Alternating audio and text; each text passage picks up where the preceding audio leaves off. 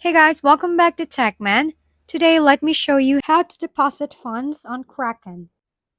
To deposit funds on Kraken, first log into your account and tap the arrow icon located at the bottom center of the screen.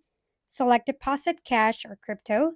Choose your currency. For example, if you're using Canadian dollars, go ahead and enter the amount you'd like to deposit, keeping in mind that the minimum is $4.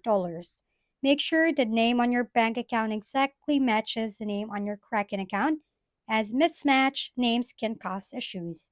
Also, note that transfers aren't instant and may take a few days to complete. Online banking transfers via AC are not supported. Once you proceed, Kraken will generate a unique bank account with all the details needed for your transfer. Use this information to send the funds from your local bank. After you've completed the transfer, simply hit Done to confirm.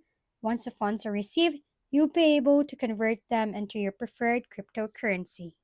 If we've been helpful, kindly give us a thumbs up and don't forget to hit the subscribe and bell button for more contents. For any questions and suggestions, comment down below.